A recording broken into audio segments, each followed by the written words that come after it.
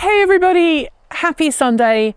I hope that wherever you are and whatever you are doing, you are safe and you are with someone who you care about, who cares about you. This week has been pretty hard for all of us at the channel. I'm not going to sugarcoat it, and if you watched Kate Morton-Elliott's video on rebooting Rebecca, that's her Morris Minor, episode 5, which dropped this week, you'll know that she talked about some pretty tough stuff. I'm really grateful that she made that video. I asked her to do it and she said yes. She didn't have to say yes, but she did it. And I feel like she emboldened and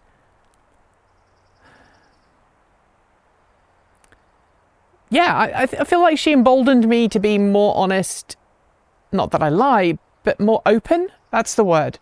More open about how I've been doing, how I've been feeling, and it's been really challenging of late. Last week we lost a client, which means that we've lost significant income. I don't really want to talk about it in great detail because I know the trolls will come after us if we do, but suffice to say, it's been stressful. I've not been sleeping. I've not been feeling happy a lot of the time. This week particular, my wife was off on a work trip, and so it was kind of hard just to keep my mental health in a good place and be the leader that everybody else at the channel needs me to be. And whether I succeeded or not in that, I guess, will be borne out in time. Like Kate, I am neurospicy, and I deal with a lot of trauma from my past experiences in the world. Let's just leave it at that. I think I've mentioned it 1 or 2 times before, but I have a lot of trauma for things that happened to me when I was much younger that I had no control over, and things that have happened to me as an adult as well. And some of the things that have happened as a consequence of choices that I've made have also been really difficult. And I do go to therapy, and I do have therapy regularly, and that helps. But I also know that I'm not the only person who is looking at the news cycle and going, holy heck, what's going on? How are we going to stay safe? What are we going to do? This week, the news from the UK, I know it knocked Kate for 6. I know it knocked me for 6. I know it knocked other team members for 6 too. You know, the idea that the High Court in the UK has basically decided that, yes, you can be called a woman, but you're not really. Puts lots of things up in the air for me personally as a trans person. And erases, you know, all the non-binary and trans-masculine people, because they only ever talk about trans women. They never talk about the other trans individuals and non-binary people that exist, or intersex people. They just don't talk about them. And that can be very othering and very frustrating for those communities, and I don't want to speak on their behalf, but I can see their pain from a distance too. So you tie into that all the stuff that the US has been doing, and the ongoing, you know, political turmoil there. And people regularly say, hey, you shouldn't bring politics into your videos, and you shouldn't talk about politics, and you are a terrible person if you talk about politics, and oh, you're always making it political. And, you know, my answer is always, well, you know, if you want the world to be cleaner, greener, safer, smarter, and more equitable, you better bloody be prepared to talk about politics. You better be prepared to be accountable for your actions in the world. You better be prepared to hold other people accountable, to want to make the world a better place. And, sorry, someone is biting my leg. It's that time of day. And so today's question for you all, you thought I'd forgotten about it. Also apologise for the dangling cable there. I didn't realise it was dangling. The question for today is a pretty simple one. And it is this: what do you do? What do you do to keep yourself safe mentally, physically? How do you ensure that you get up every single day and go, okay, onwards and upwards? How do you do that? Because I suspect if you are watching this, and I know that there will be people who are watching this who are not impacted by what's going on, or pretend that they're not impacted by what's going on, but I also know that there are plenty of people who are impacted. And I feel like it would be good for us all to share what we do to stay grounded, to stay in touch, to allow ourselves to feel, to be empathic, even though, you know, Elon Musk and other people are trying to portray empathy as a bug, as a sin, as something bad. I've heard all of those statements in the last month from different people, both religious and secular. And how do we keep ourselves safe from all of the nasty stuff that's happening in the world, all of the horrible, unspeakable things that are happening right now? How do you compassionately engage in society? I guess this is a philosophical question at this point. How do you keep yourself mentally safe and able to engage and able to remain empathic and able to remain active and able to remain someone who is capable of doing good even when the world keeps dealing you blows, even when other people that you care about are suffering? What do you do? So it wouldn't be fair for me to open up and ask you to open up without opening up myself. And I know a lot of people feel like we just talk about ourselves on the channel. But in order for me to be honest, in order for me to explore what I feel the world has and how we can make it better, I need to also show you that I'm not some faceless influencer type, because I'm far from it. So for me,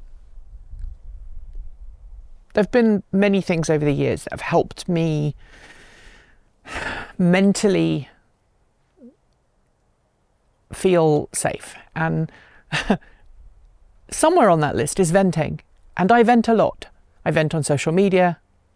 I know I don't vent as much as I would like, because I feel that I cannot vent on social media. Like, I cannot authentically vent on social media because there are so many people out there who would use that as a reason to attack me. So I have to kind of be guarded in that way. But I know I vent in the TE Discord chat room. Sometimes I vent and then go, I'm deleting this because it's my Discord and I can do that. Obviously therapy helps a lot, which is a privilege that I know most people don't have. I just happened to find someone through a friend of a friend who is a therapist, and went, hey, do you know anybody? And she was like, hey, I'll put your details out on this chat. And I found a therapist who was amazing. The first time I've ever found a therapist who was amazing. Previous chances at therapy just never worked for me. And so this is a big thing for me. But the other thing that really helps me feel grounded is getting out and being part of the world, the natural world specifically.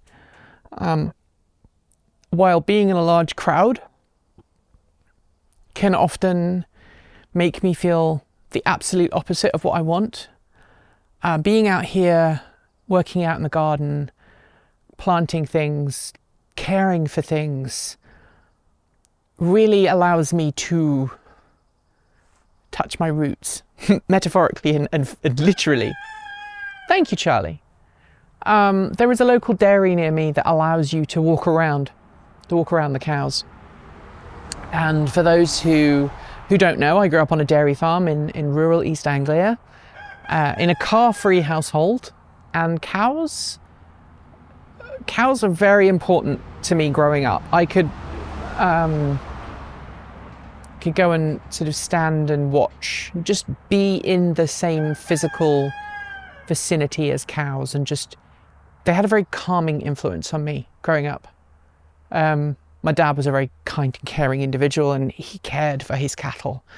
And it is rare that I find other dairy herds people who care about their animals as much as my dad cared about the ones he was looking after.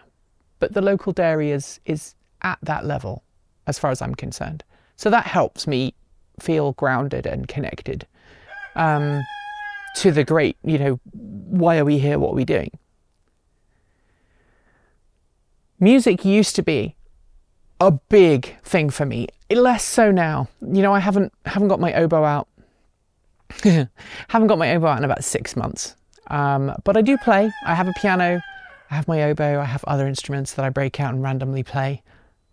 And I have to be in the right mood for that. And I haven't been in that headspace for a long time because of everything that's been going on. But doing little things, making little things, really helps me feel grounded and connected to the world. Solving problems, like little computer problems, or doing DIY stuff with, 3D printing. I think I talked about last week's skills, right? What skills have you learned? Learning how to use a 3D modeling program like Fusion 360 was mentally difficult for me because I'm very much a binary brain. It's either great or it's terrible. It's taken me a long time to learn that that's not how the world works, and that, there can be shades. And printing something and seeing it work, amazing. I just literally today got something from Send Cut Send, which you're going to see in a future video about the bike. But it's a part that I designed. It wasn't perfect, but I designed it knowing that it wouldn't be perfect. And I had to bend it a little bit and move it around a bit, but it works. And it's on the bike and it looks great. It's not finished, but I cannot wait to share it with you. Those little accomplishments mean a lot to me because I spend a lot of my life in environments where people tell me I'm a terrible human being and I shouldn't exist. And that's life as a YouTuber, right? It's life as a journalist. That's life as somebody who dares to speak up when most people don't or won't. And so being outside, doing little projects that make me feel good have really helped with my mental health. So too does riding, exercise. I've had lots of people criticize my weight over the years. I know I'm larger than a lot of people.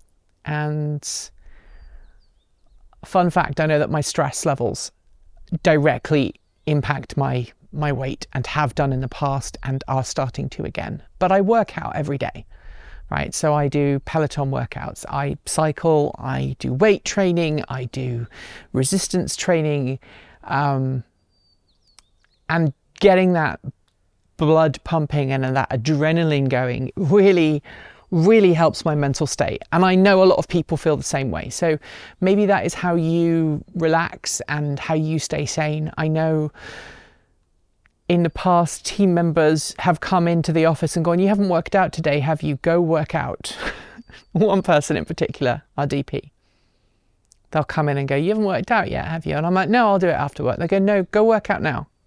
And occasionally I'll do that. I'll listen and I'll go work out and then I'll do my work because I work from home.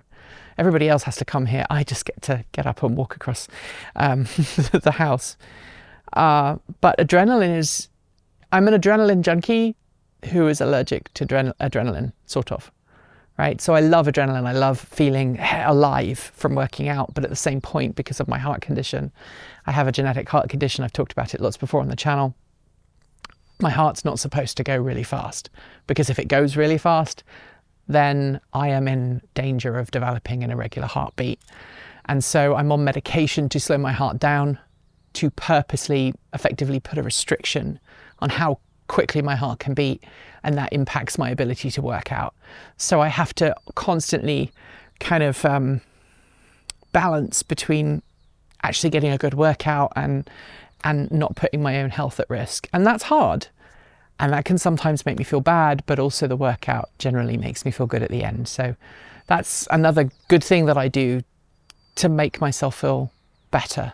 The other thing that really kind of boosts my mental health, and I know that sounds silly, or it might do to some people. Other people are just going to go, yeah, that totally makes sense. Cooking, doing stuff around the house, little things.